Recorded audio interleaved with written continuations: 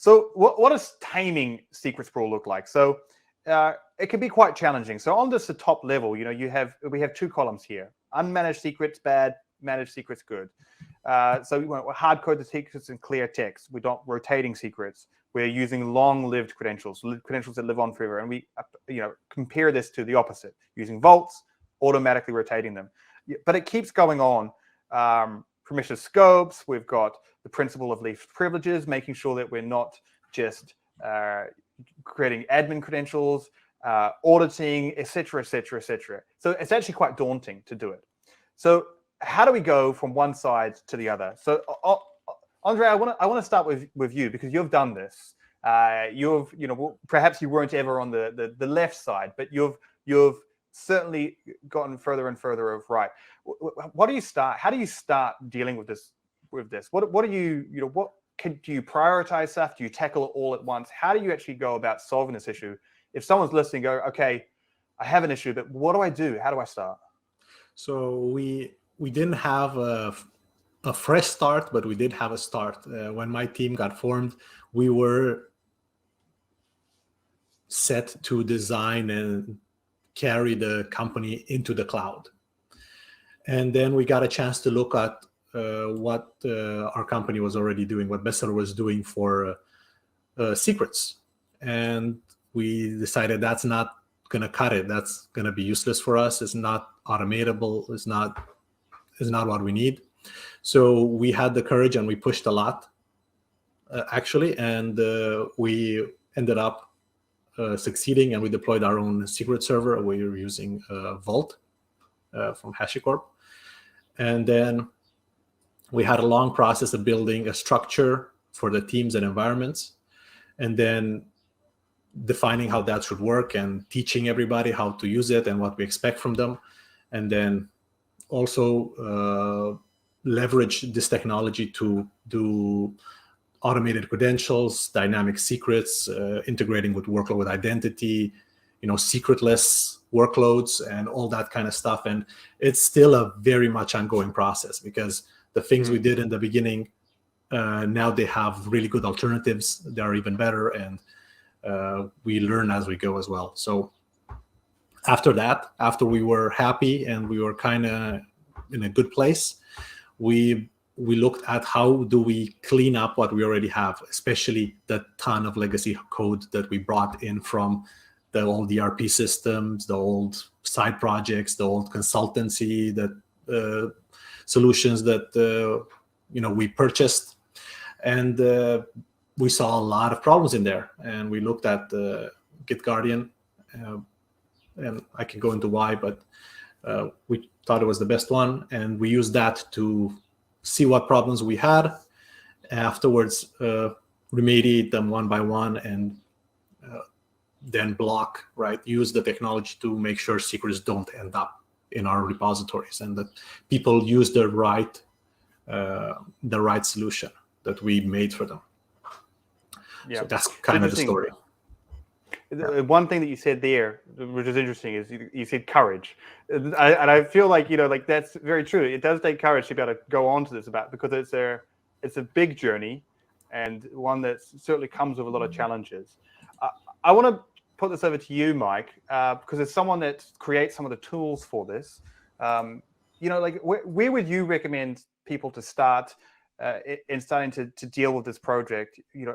Is it perhaps once they've rolled out 1Password or they've rolled out a secrets manager, what's kind of the next steps? What's the first steps, and what can people do? What would you recommend for people that you're interacting with? Yeah, I mean, from a password manager perspective, I think what we're trying to do is just educate users on the use cases beyond sort of what they intuitively think a password manager is for, which is just, username and passwords and maybe TOTP tokens.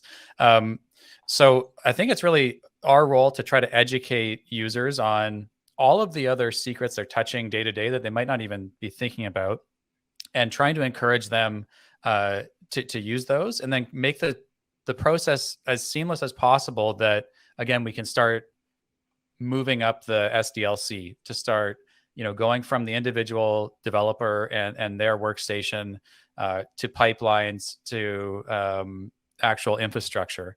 One way we did this recently was with a SSH key agent. So most developers don't really think about SSH keys. They have this private key sitting on their machine that they create, maybe once every time they get a new laptop, and just leave it there. And nobody thinks twice about it. But once we built an SSH agent into 1Password, so you could sign Git commits with your fingerprint, it created such a frictionless solution that people started adopting it really quickly. And now they don't want to go back to having to create SSH keys on the command line or manage them. So I think by introducing features, and identifying things that like we have ways of prompting a user, like, hey, this looks like a sensitive credential. You should store this in 1Password. By doing that and sort of getting into their workflows, you sort of chip away at it and move it up. And I think the other aspect of that is not just starting at the developer, but starting at the organization and educating the organization about the tools that are available and what they can do to help increase their security posture. Definitely. That's very, very sound advice. James, do you have anything to kind of add to what you're seeing in the industry of what would you recommend people, if someone coming to you and asking you, how do we solve this problem? Where do we start? Yeah, I mean, I think that one of the things is obviously you want a good conversation between developers and platform teams, developers and security teams, and it's always easier said than done. But a frank conversation about improvement, and this may be a trigger on, people are. Lots of organizations are currently modernizing their pipelines and thinking about what that should look like. So that's a good time to have a discussion about, hang on a second, okay, we are going to, upgrade from our 20-year-old Jenkins systems and sort of thinking about what that will look like. So while we're going through that process, bring the developers in and ask them what they would like to use. Developers know about 1Password. It's a good example. So be like, hey, the kind of experiences you had there could be valuable here. Are there any tools that you would like to see there? Let's have a frank discussion about this Kubernetes rollout, because frankly, the default privileges are totally absurdly open.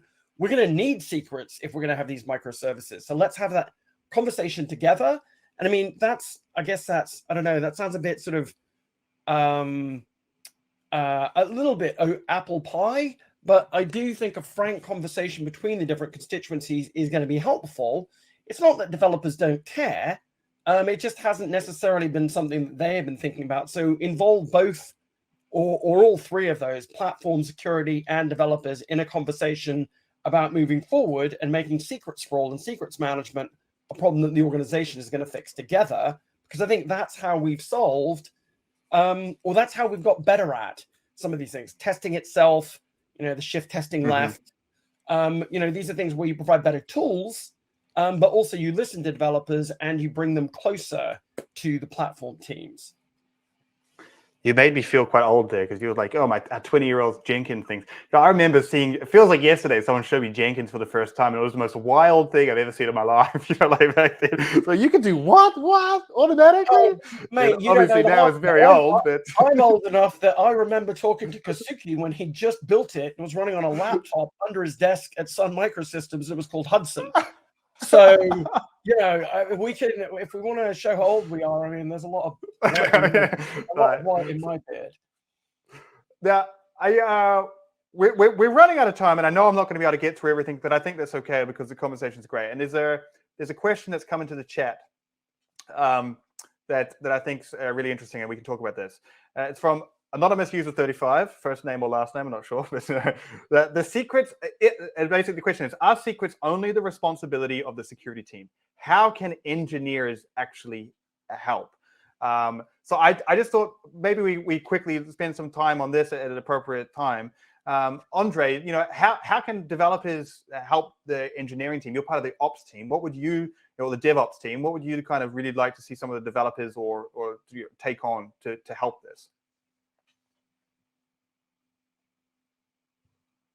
I think, you're on mute there, Andrei, if you're talking. Yeah. All right. Yeah. Thank There we go. I was saying that is, I think, extremely hard, and it's getting harder and harder because the cognitive load on developers is growing extremely, and has been for the last few years, especially since getting into the cloud. All these tools, all these solutions, all these pipelines, how they all chain together, what are they supposed to be used for? It's very difficult.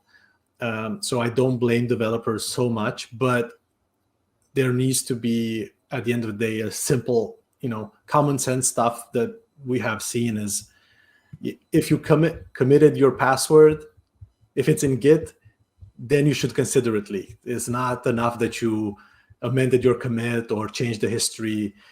Report that to security, or ask if you don't know, right? Just say, hey, DevOps team, how do I have this scenario, this crazy scenario? I don't know how to do it. Can you guys help me out? Right? That's what we're here for, to help the developers.